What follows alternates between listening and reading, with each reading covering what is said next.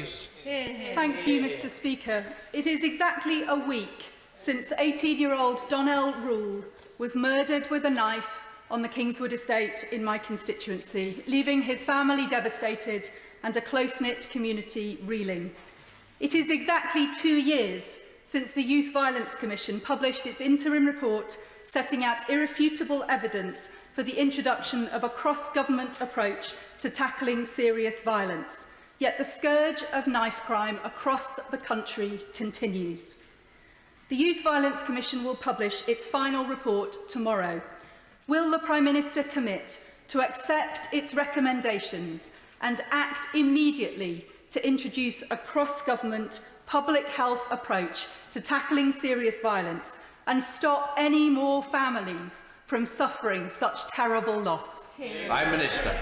Well, Mr. Speaker, I know that everybody's sympathies will be with the family of the victim in her constituency, as they're with the families of all victims of knife crime.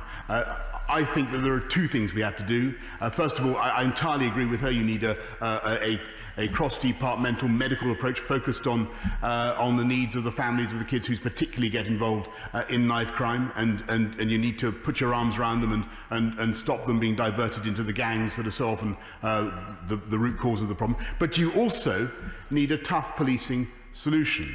And I've been concerned for the last few years that in London, in particular, which she represents, we have not seen the approach that we saw under the previous mayor, for instance, where there was a significant reduction in knife crime, a significant reduction in murder, by dint of having proportionate policing that included the use of stop and search to stop young kids carrying knives. We need to have zero tolerance of kids going out on the street armed with a bladed weapon. That is absolutely vital. And the people, member opposite says shocking.